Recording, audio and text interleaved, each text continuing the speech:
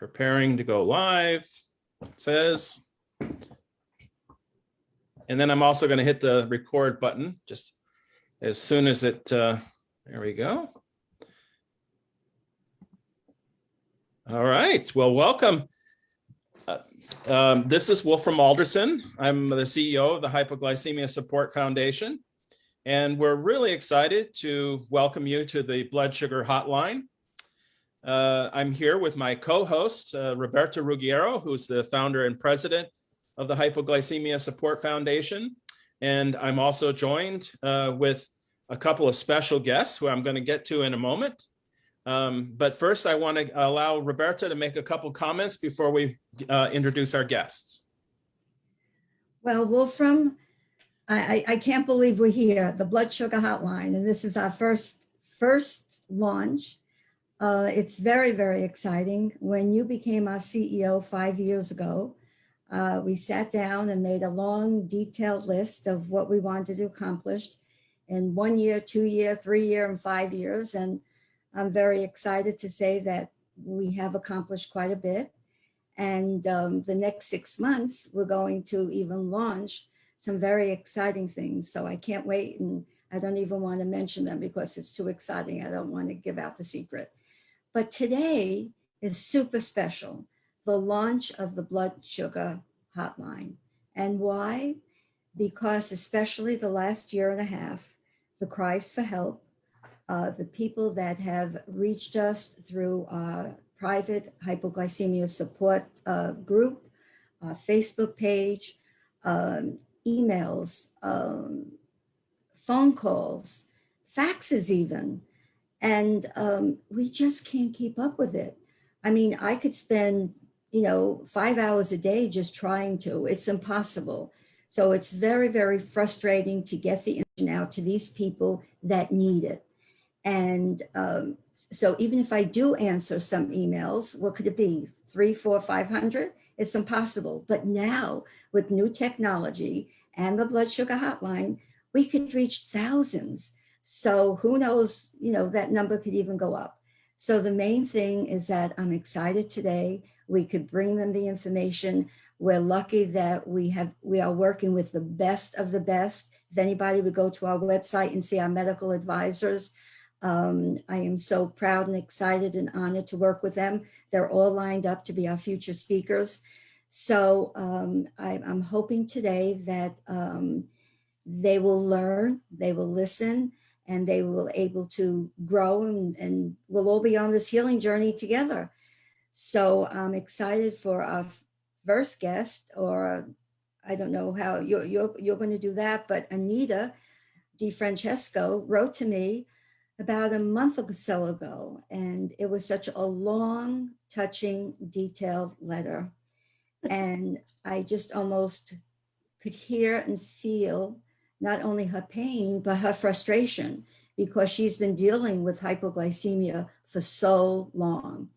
And once you hear her story and her background, it just fits so well into the topic that we're dealing with today. And last, certainly not least, is Dr. Kornstaedt. Well, I keep saying it wrong, or Dr. Andreas. That's what I've been calling you for 5 years. And it just so happens that I met Dr. Kornstaedt about 5 years ago when you came on board, because you were just starting the project that we're going to speak about today. So it's very exciting that I've seen you go through all of this.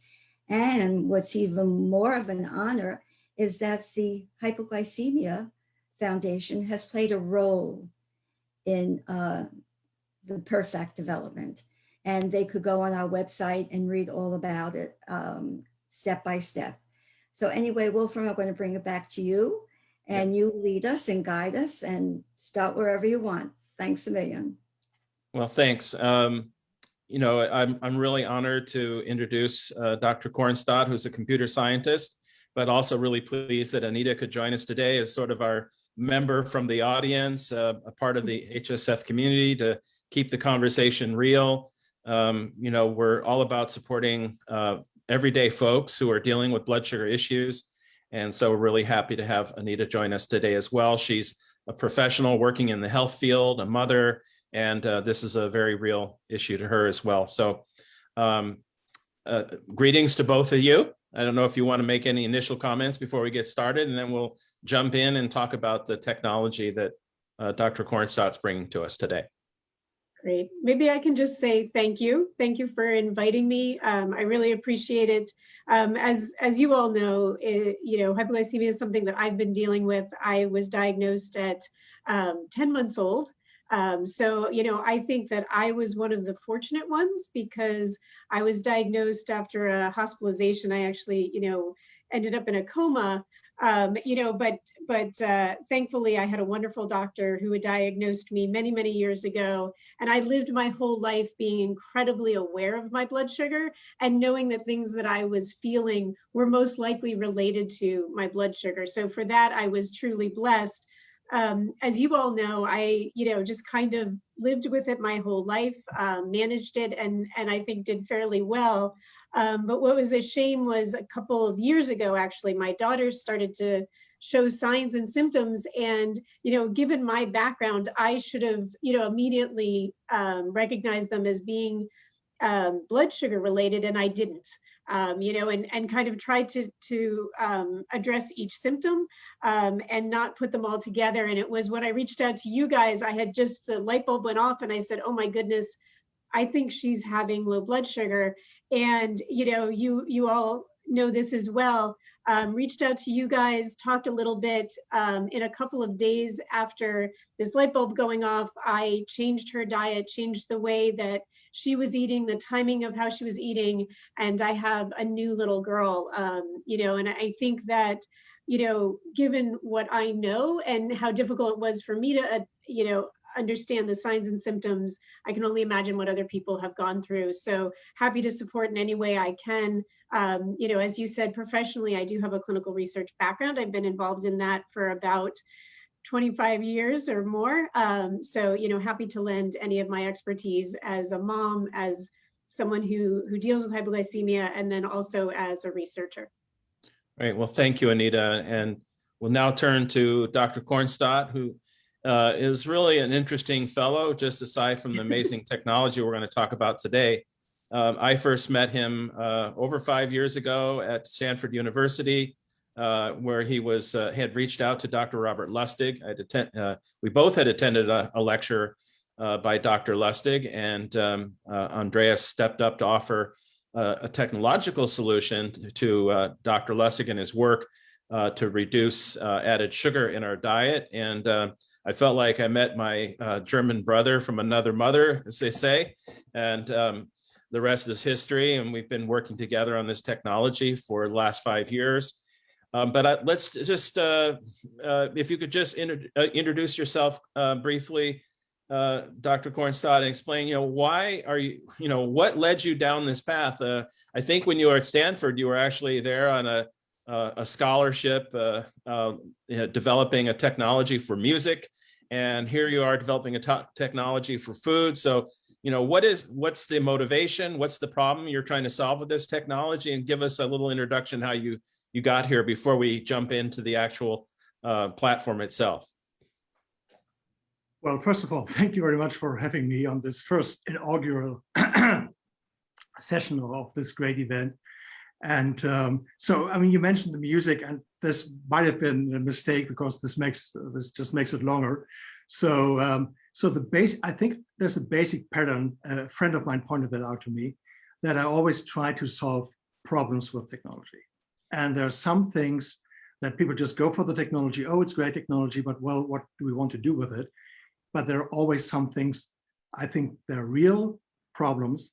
And if you have the right technology, then you actually can make a change. So what brought me there actually was music, as you already said.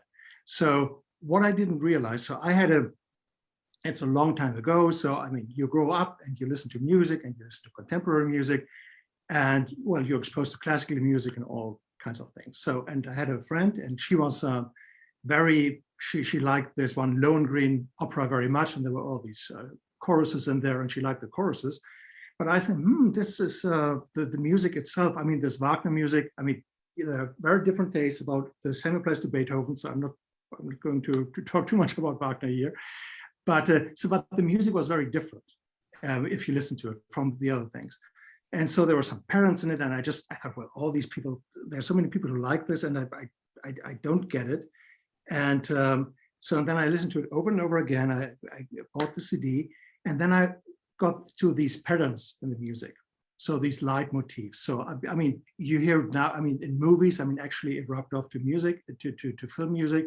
So I mean, in Star Wars, right? You have the Empire, boom, boom, boom, boom, boom, boom, boom, right? And you have the rebels, and that I didn't realize that actually goes back to Wagner and this leitmotivic thing, so that you attach a melody to a certain person, a principle, an idea, whatever. And if you, and basically the whole opera is an unfolding of the carpet of these leitmotifs. And if you know what they're saying, then actually that opens a completely new level to understanding that music. And I found that very interesting. So what I thought I would like to have is just to have a catalog, because I was just starting at that, a catalog of all these things. So basically the score marked up with these motifs, and then I could just read it and look at it. And well, I went to a bookstore, a music bookstore, and they said, sorry, we don't have that. So I went to a big bookstore, they didn't have it, and no one had it. I thought, well, this has been around for 150 years. Why isn't this there? I mean, so I saw a professor of music at Hamburg University. He said, well, we would like to have that, but it's just too much work. And he showed me the stack of of scores for these things. He said, well, we just don't have the manpower to do this manually. So I thought, so I'm a computer scientist, and this is a kind of problem that obviously has been, well, not digitized or whatever, not been done with computers so far. So I would like to come up with a system to make it easier for musicologists to see the score online, do all the searches, and then it's so they can just see where are these patterns, and so you can produce the thing that I actually, of course, wanted for myself too. That brought me to Stanford because no one else had these scores. And while I was doing that, and I completed that kind of work, and that was great. But on the side, actually, there was something else I was doing, and that was with a friend of mine. And so he had another friend who was allergic to many things. And it was very, very painful for that person to find the things that he could eat, actually, because there were so many sources and there were ingredients by so many different names, right? I mean, sometimes you know what you want to avoid, but it's on the package with a different name. And of course, you have multiple allergies, then there's one app for this, one app for that. But of course, you cannot scan all of that and do all these things. Some are good, some are bad. And that was another moment. I said, perhaps there's something I could do about that.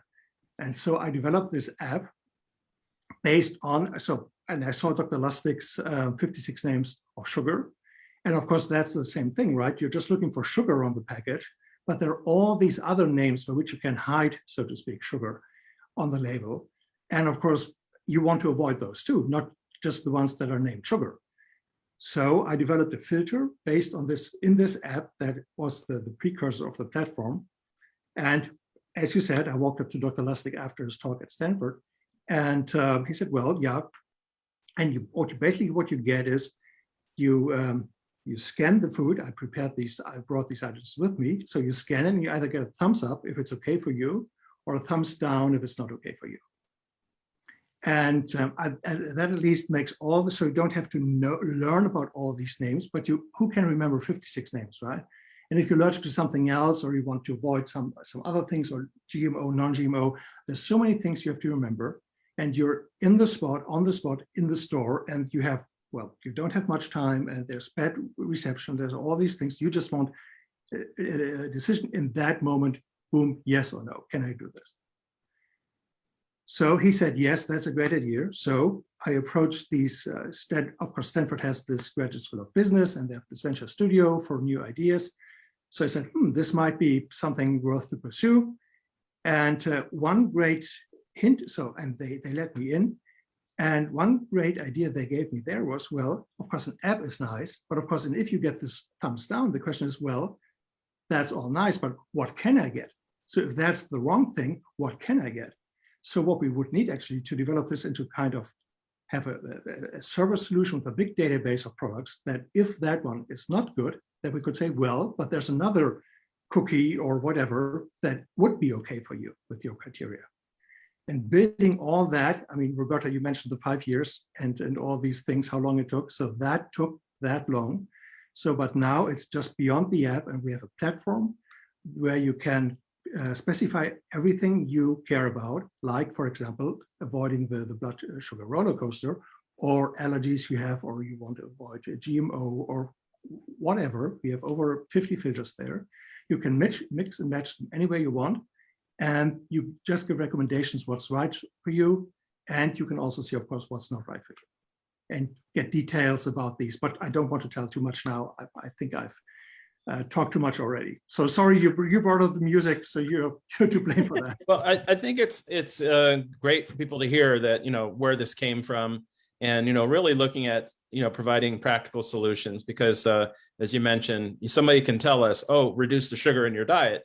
But if there's 262 names or more, how could you possibly, as a human being, go down the aisle and even with an app, figure out everything you need and then go home and feed your make dinner and feed your family? So I think, why don't we just jump in and you do a screen share and show us how the platform works. And Anita, we encourage you to ask questions. I think we asked for this to be your first time seeing it because we wanted to get your fresh perspective. And I know Dr. Kornstaedt, he always is looking for honest, if there's any questions or suggestions, we'd love to hear it, because this is not a public, this hasn't gone live to the public yet, but we are releasing it to various groups because we really want to gather this feedback and input to make sure that it's seamless. So I'll stop talking, and Dr. Kornstaedt, you can explain what we're looking at here. Well, so this is the opening screen. And so, of course, as you said, it's not public yet because we really want to make it as good as possible when we go public.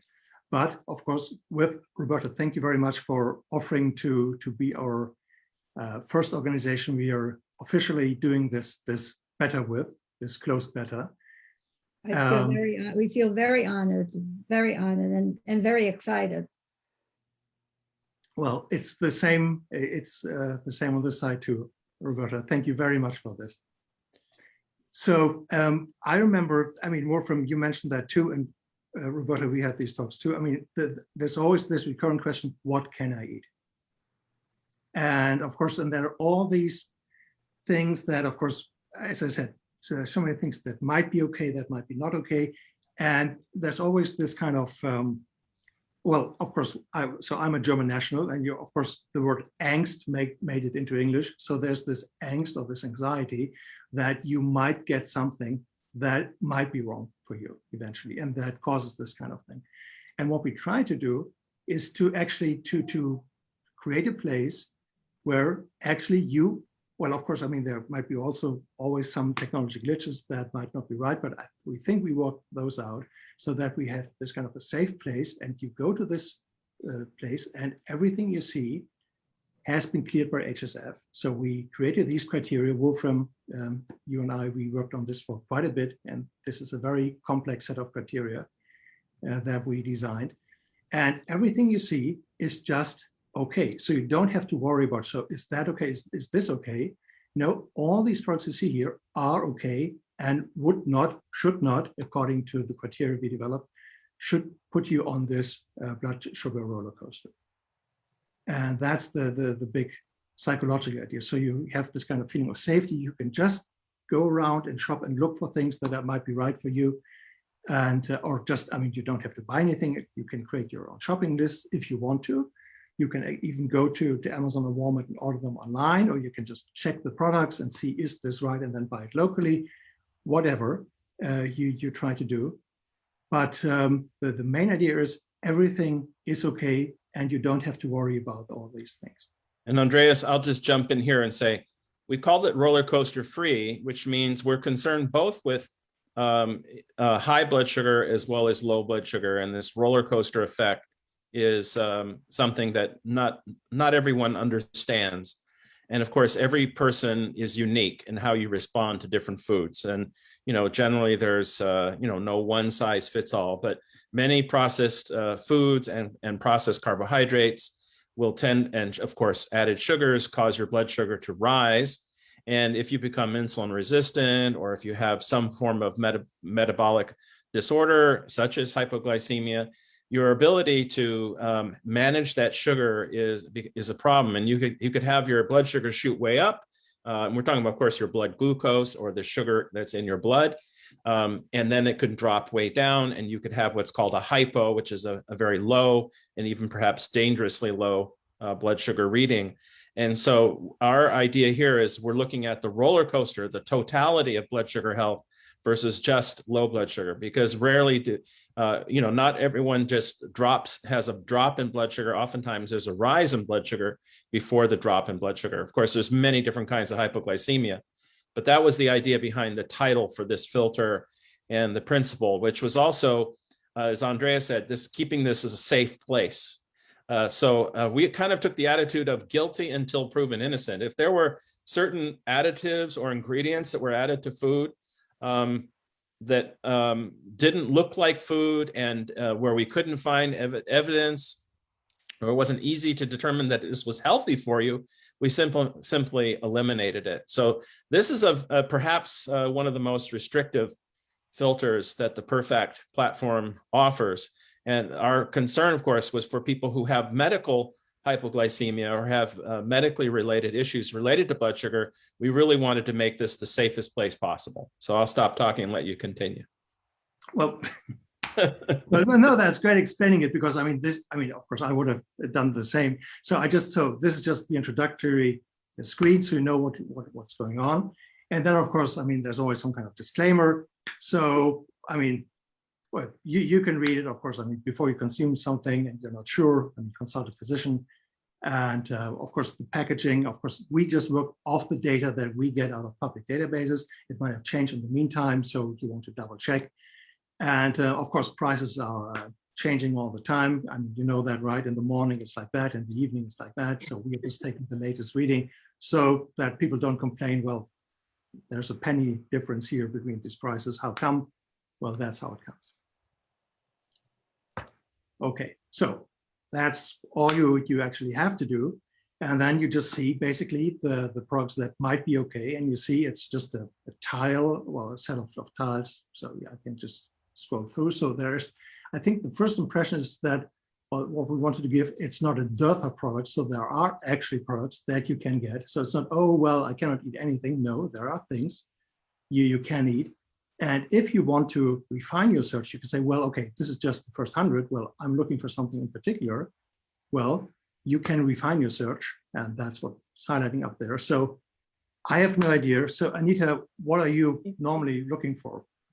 I think this is great, right? Because I think, there's a couple things that you deal with, right? And it is about that roller coaster, and that roller coaster is wearing on you, right? It hurts.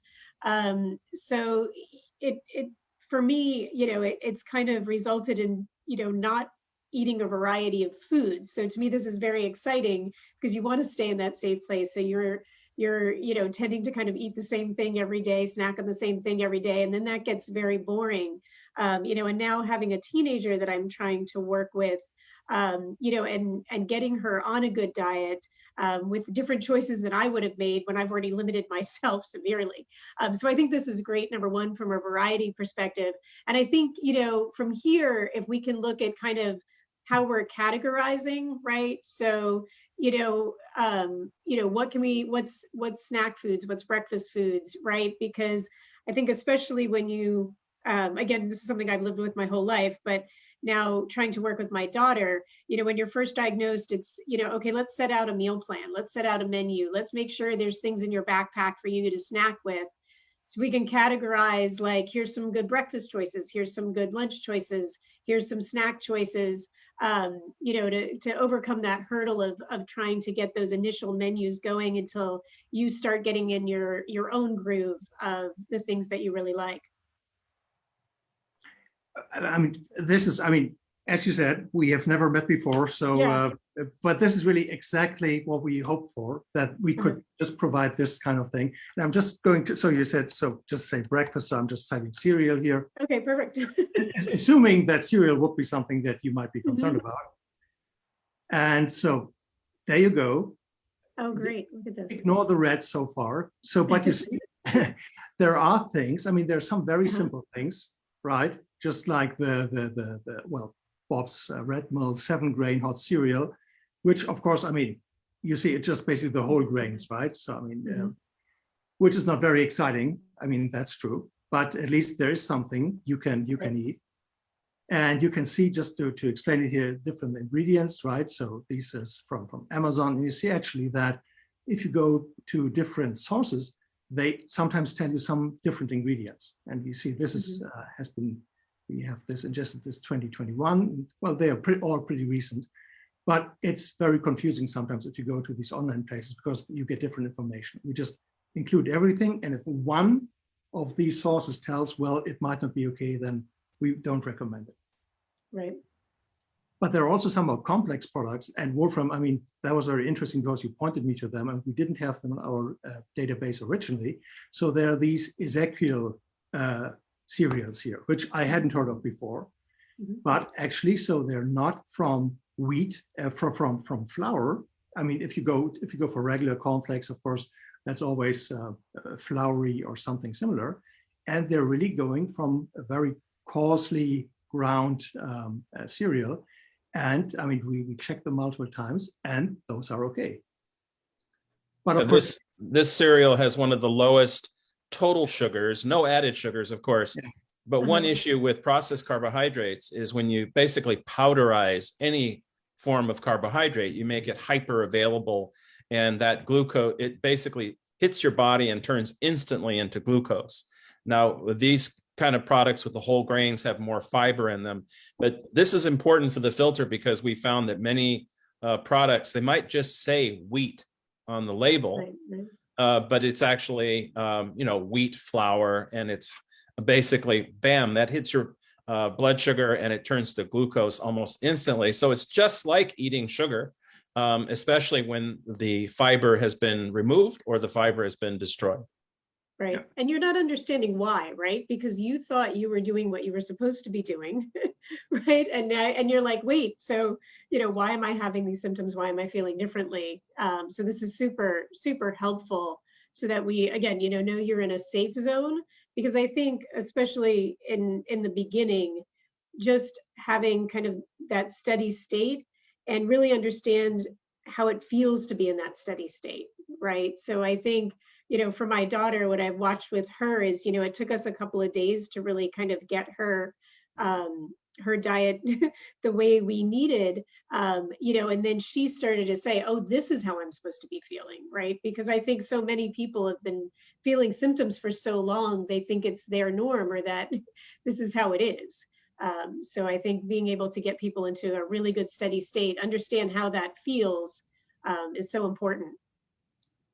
It's so confusing when you look at the package.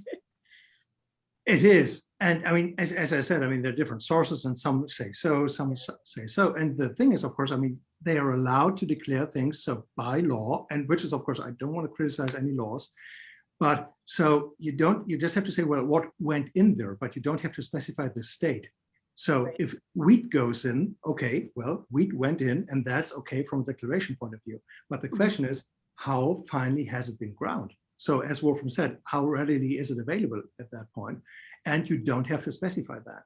So, and of course, if it's not on the label, of course, we cannot automatically find that. So actually we had a process of, I don't know how many months, where we just went through these products and manually blacklisted some of them because we could not take it from the packaging, but we had to say, well, it just says wheat, but actually it's wheat flour. So we blacklisted it, and all these blacklisted products are not showing either here. So these are really the ones that made it through the filter. Yeah, it's interesting when you might not find, like as Andreas said, Dr. Kornstaedt said, you may not find this on the label, on the nutrition facts, but if you look on the front of the box, it might say instant. And I can almost in every case, whenever it says instant on the front, it means that they've process the grain in a way that makes it hyper available, like malto meal or, cream of wheat and, any number of, hot cereals and so on, where they've been really processed so that you can cook them very fast. Even rolled oats, you have the instant oats. And of course, what that means, that glucose is instantly available. And usually it means they broke down the fiber in some way, but it's not readily available. And so I think that's an important part of the Perfact engine here is even though there was the sort of disclaimer at the beginning that the engine relies on the data that it gets from sources, you have to imagine Dr. Kornstaedt staying up late many nights scrubbing this data and making sure it's accurate and looking for the loopholes in the data. And I think that's one of the remarkable things about this platform. It's not just raw data. It's been a lot of scrubbing and cleaning up. But it's worth it, of course, if you, sorry, Anita, I didn't want to interrupt. No, I just was saying that's amazing, because I think I saw in the beginning you have something like 3,800 products in here or something like that. Yeah. That's incredible. That is a lot of hours, a lot of hours. Well, of course, I mean, the good thing is, of course, that the basic algorithm worked for most things, but then we had to go through all of them actually and see, well, is this perhaps a misdeclaration of things? And so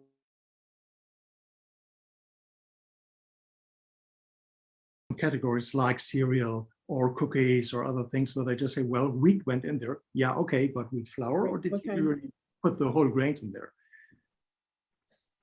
Yeah, this is really exciting. I mean, you I just really like did a the great job. idea because today, I mean, I grew up where my mother would spend Sunday, 3, 4, or 5 hours making tomato sauce with, everything that goes into it.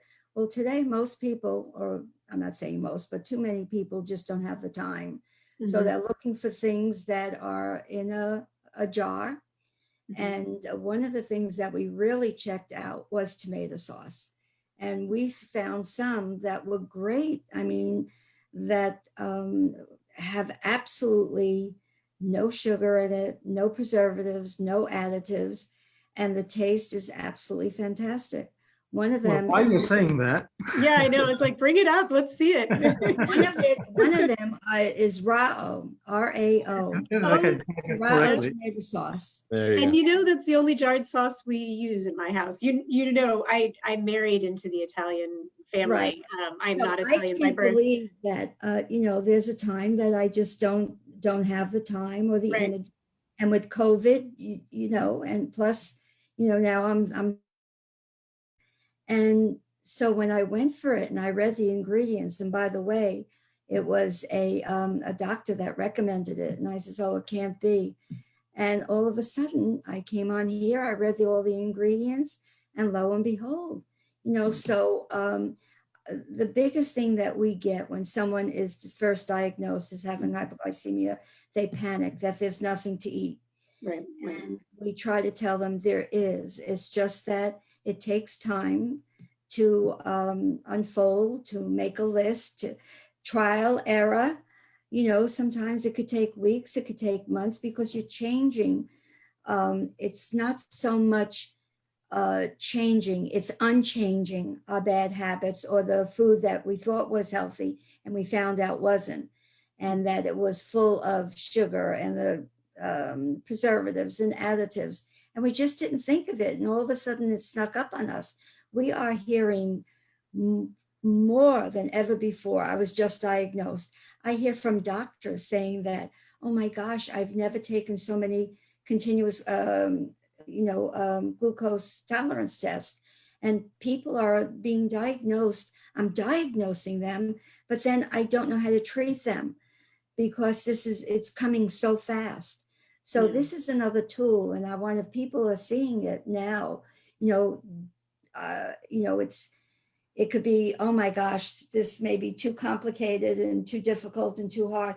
It isn't, and we will be there. We will be putting more instructions between Wolfram and Dr. Kornstaedt, and now maybe Anita will get involved, and we can even put out some menus, and then you can go back and check out the product. And it's amazing. Just last week, Wolfram, you showed me the panel where you have all these squares and they're all. A widget. Yeah, can you Yeah. show that and Well, explain? we maybe if we have time, but I'd like to, Dr. Kornstaedt here, I see a lot of red letters. Would you explain what that's about? Because I think this is really helpful here to explain, showing both the products that do meet the criteria, but also when looking at products that don't, understanding why they don't.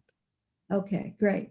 Okay, well, as you wish, so I'm following your your lead here, Wolfram. So, I mean, I just typed in tomato sauce once I got it right. And you see, actually, it says one product matches all my criteria. So there's one tomato sauce, at least that's filed under tomato sauce. I mean, it's very interesting if you go to these stores that sometimes many of these sauces are grossly misplaced in wrong categories, and it's very hard to find them some places. So I think if I had typed in pasta sauce, it might have shown more, but actually, so you see there's one that is not in red, and this is this brand, so we're not affiliated with them, and you see it just says, well, tomato, cold pressed olive fruit oil, because there's also olive kernel oil, of course, which is not that frequently used, but so olive fruit oil, onion, carrot, capers, water, vinegar, salt, garlic, spice. I mean, that's what you expect, well, hope for, at least in a tomato sauce. But you see, I mean, that's just one. And all the others are there in red. So I scroll down, Hans this, Hans that, whatever. And I can just click on, well, anyone here. And well, you see, it has olive oil, but it's not cold pressed. And Wolfram, I mean, you had you made the rationale for that you say, and then you see if you click on it. So first of all, you see what ingredient is the offending one. And then you can hover over it and you get the detail. So it says, well, imported olive oil, and you get a highlight. So, well, this may cause the roller coaster. And well, of course, you have the product that doesn't do it. But the rationale behind cold pressing, perhaps you can explain that. Yeah, so it's really interesting. Of course, oil from olives, it sounds healthy. But how do you get the oil out of the olives or from any substance, including seed oils and any source of oil, corn, and any of the oils? So you can just press the oil out, like putting it in a giant press. This cold pressed basically refers to that kind of approach. But it's commercially, there's shortcuts. And so you can actually use solvents. And I'm talking about like petroleum solvents, the kind of thing that you could take a paint stain off the counter with. They use these solvents and they mix them up with the olives, and then they use the solvents to float the oils out. And then they basically have industrial process in theory, to remove the solvents later. So there's, of course, many approaches to doing this sort of on the commercial scale. And there's some big question marks around those kinds of methods and these the methods besides cold pressed. So we eliminated those because oils are a huge, can be a major inflammatory aspect of the diet. And inflammation is one of the leading causes of blood sugar dysregularities. It's not just sugar and carbohydrates, but the many inflammatory elements that are in our diet, especially seed oils, because with seed oils, it's especially hard to press the oils out. So most of the seed oils you find on the shelf are actually made with these, solvents. And there's just a lot of evidence piling up that oils produced in that way are inflammatory and may lead to blood sugar dysregulation. Well, the good thing, or the bad thing, if you look at this product, I mean, so on the nutrient side, obviously, you see it has lots of sugars too. So that's not the only source of concern here. But perhaps there's another product, I'm not sure, that might have something else besides this is your typical, it's called tomato cooking base here, but you see it has modified starch, it has textured vegetable protein, caramel color, hydrolyzed, well, I mean, it just, the list goes on and on, right? Artificial flavor, yeast extract, that's a flavor enhancer. And that's what you normally see on many of these products. Yeah, of course, if you're at home and making tomato sauce, nobody goes out and says, oh, I'd like to put some monosodium glutamate and hydrolyzed corn protein into my sauce at home. So why would you want it in your, sauce on the shelf? The problem is just a lot of people don't know what these substances are. So Andreas, could you just click on one of those ingredients? Because I think one of the amazing thing about this platform is it allows you to drill down as deep as you want. You can, as you said, just get the thumbs up or the thumbs down, yes, no, or this is the safe zone. But for those of you that get curious, they go, well, what's wrong with monosodium glutamate, or what is that? One interesting thing is that there's a lot of different names for these substances. And so, I think that's one of the ways that they're concealed. And then also that they're buried down in these long lists of ingredients. And if you're like in a rush going home, you might just read the front of the label on the front of the package. And oftentimes the ingredients on the back are in such small type that you need a magnifying glass. Sometimes I have to take my cell phone out and I use I just expand the view so I can see it, because I don't carry around a magnifying glass. But who has time to do that? And so I think this is a really neat feature that allows you to kind of figure out, well, what is that substance? And of course, it has other, MSG is another name, and in Europe they call it E621. So it could be the label could have any of those names, and the industry is pretty creative about hiding things like that with titles that sound scary. I think That's the most. unbelievable. I mean, it's just mind-boggling to see what is in that jar, the ingredients. So hours and hours and months and years of work. Wow. But I think actually, if you can, the same with the musicologists back then, they were so happy when I showed it to them, what they could do now, what they couldn't do before.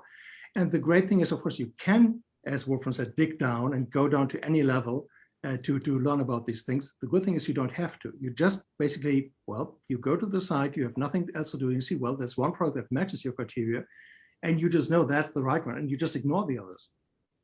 So you don't have to do the research. You can, if you want, later and say, that's been my favorite product for years. Why isn't that allowed according to this? Well, then you can find out. But you always get the recommendation what would be right for you. So if you're in a hurry and you don't want to do all the research, you don't have to. You just see, there is a product that does it. And then if you have more time on a Sunday or whatever, then you can learn about these things, but you don't have to. You're not forced to learn all these things, memorize all these ingredients. As you said, E621, it's illegal to put that on the packaging, but who knows actually what that number means? Right.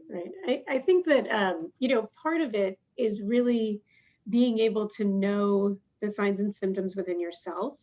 And, I think this allows one to kind of, again, get to that baseline and then, know that you took a product and maybe it wasn't something that was on here, and then understand that might be why you're feeling the way that you are. Because I think so many of the symptoms of low blood sugar are not as black and white, right?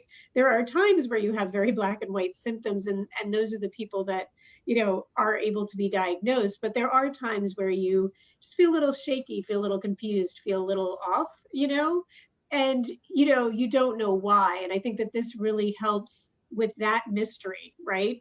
That was a symptom, right? Because I think, to me, the trick is learning to know yourself and learning to know how you feel, so that you can kind of maximize your own potential, right? And I think this is just a great tool to help with that. Andreas, there's obviously more information on here. You just scratched the surface. There's pricing information. I think you can put any of these into a cart and then go off eventually and purchase them on one of the leading online retailer sites. You also, on the left-hand side, have the actual criteria button, and we're just looking at one of the criteria. But you might decide, well, for right now, I'd like to turn that filter off. Maybe you're shopping for a birthday party and you want to get a cake, and that's definitely not going to be on the hypoglycemia approved list. But you always, I think the thing that I really appreciate about this platform is that it puts you in charge. We're not mandating that you use one set of criteria. You can turn it on or off whenever you want. You can look at both products that do and don't meet your criteria. So seems like there's a lot of flexibility. Well, just because you mentioned it, so of course you can turn it off if you want to. So if there's nothing you're finding, I mean, I think you see all these things. So now it's one product for in this tomato sauce category. So if you want me to switch it off, Yeah. okay. So at least we have this warning sign here. So well, so you're leaving the safe zone. If you're doing this, then you're on your own. but okay, so you've been warned. Okay, but you said do it. Okay, so I do it. And so it was one pasta sauce, one tomato sauce. Now it's 77. So and of course, I mean, just from the database we have right now, I mean, if you would have to find that manually, that would take quite a time to filter those out, to find the one, the pin in the haystack, and with the filter turned on, I mean, you just have it right away. And we have other categories where it's well, way over 100. I think if I typed in pasta sauce, it would be over 600. I'm not sure. And if you turn the filter on, it's just a very few. So I think that's the kind of effect you mentioned. And this is just one of many filters. This particular demonstration shows the hypoglycemia support, the roller coaster free filter, but you do offer some other filters just for this demo, but it's just a sampling of what's potentially available. Because, you know, families, I've often told this story that when I was a teenager and became a vegetarian, my mother started cooking 2 meals a night, you know, a vegetarian meal and the meat eater meal. And I would tell that story up until a couple of years ago, when mom started laughing at me, and they would say, you know, I would tell that story, and anybody who was a mom, she'd say, oh, that's funny because I make 5 meals a night. You know, my husband's on paleo, I'm on the North Beach diet, my daughter's a vegan, and my son, you know, just likes, jelly beans or something. So, yeah, I mean, diets have gotten really complex, and there's allergies. And I think if you show the other filters, Andreas, you know, we've just set up a few that might be compatible with the hypoglycemia filter. And the filters are in different categories, such as health, environment, and safety, such as the allergy filters. And you can toggle those on and off at will, just as needed. So you mentioned vegetarian, right? So I could add vegetarian. Of course, I mean, this wouldn't change much because it's tomato sauce already. So I switched that on. Or we work with the ASPCA, right? Cruelty-free. So I think I might want to go back to the main section for food in general. Packaged foods, food, okay. So it used to be what, 3,000 in the beginning, right? So 3.6, now it's 3.3. And the more I switch on, so peanut-free or gluten-free, so let me add gluten-free here. Because people, I mean, that's one of the things that many of these apps or helpers online, they just focus on one aspect. But then, of course, you're on your own again if you want to add more. And this, I mean, this was the thing, the basic idea, that people are different. And I mean, there might be any combination of patterns for a specific family or a group of people. And as you said, so what did you say? The husband is on paleo? No, who's on paleo? Keto. I was being very stereotypical, but yeah, let's say husband's on paleo, you know, mom is on maybe she's on the low carb diet, and the daughter is, you know, vegan. Okay. You know, being stereotypical. Vegan, so I'm switching everything on. So and then there's keto. Yeah, oh, there's keto. Dad's on keto. Okay. So, and you see, we started with 3,000 so-and-so products, and now we're down to 1,691. Yeah. But there are still products left for some reason that make the cut. And I think that's so, and of course, if you of course, you can always explore the same thing that I did before. So let's look at this sauce here. Well, okay, that's just vinegar. I mean, you cannot do much wrong there. But let me good for everybody. That'll make everybody happy. Or I could do cookie or cereal again, whatever. And let's see if there's a roller coaster free, ketogenic, low carb, vegan, vegetarian, gluten free. Pasta sauce doesn't exist, and it doesn't exist. So Wolfram and Dr. Kornstaedt. Yeah, I keep on saying, I'm going to say Andreas, because that's what I hope you don't mind. All right, so somebody's looking and somebody's hearing, and at first it's, oh my gosh, how could I even conquer this? How could I learn it? So for people that are in our hypoglycemia community, people that are dealing with blood sugar irregularities, or anyone that's just very health conscious, where can they start? And how can we help them if they're confused and they don't know what to do? So after today, they say, well, I want to go back and I want to read about it, or I want to learn about it. Where can they start? Well, I'll just jump in and say on the hypoglycemia website, we have a Perfact page, which outlines, gives you, quite a bit of background on the product, on this project. And then at the bottom, there's a link to click and sign up if you'd like to do a beta test. And also, if you join the Hypoglycemia Support Foundation support group, that group has been offered, the first round of access. But anybody can email us, whether you do it through the website or just send Roberta or myself an email, or reach out to us on our Facebook page. We're happy to include you in the first previews of the application. We are, really looking forward to getting feedback and making sure it's sort of bulletproof. There's always little glitches in the technology, and we love to get feedback. We're kind of gluttons for punishment. Well, I would love Anita's feedback. I mean, especially because this is the first, glance at it. One, because she's been dealing with it for a long time, and you were brave, and you mentioned your daughter, and you put it in a very, sensitive setting. So how can this help you and your daughter? What do you see? Where do you see this going?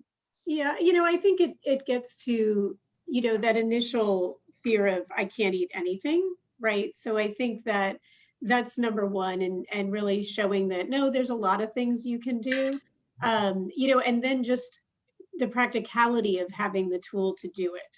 So I think that's great. And then I do have to ask, how do you keep up with this, right? So, this was 5 years in the making, but, these products update, I know the sauce we had as a kid is not the sauce we have now.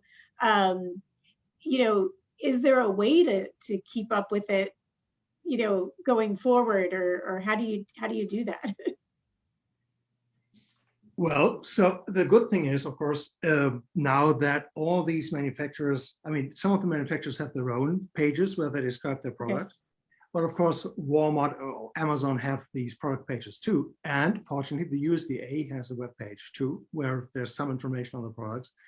And at least in theory, if they change the recipe, they are supposed to change that declaration in these databases too. Okay, great. Since these things are public, so if I just click on this here, so you see, well, this has been from Food Essentials, but let me see, that's a provider for data of these things. So Amazon. So you see, we got this April 28th from Amazon. Right. At EWG, well, the Environmental Working Group, and they have a public site for where they have the declarations for these things too. And that's April, 28th too, for some reason. And so that's where we take these things from. That's the first thing, just the ingredients, and the nutrients, of course, as you can see here. And of course, there's the price information. So for all these products, so you see here we have Walmart, Target, and Amazon. So we go to these web pages that they offer and at least try to get the current price.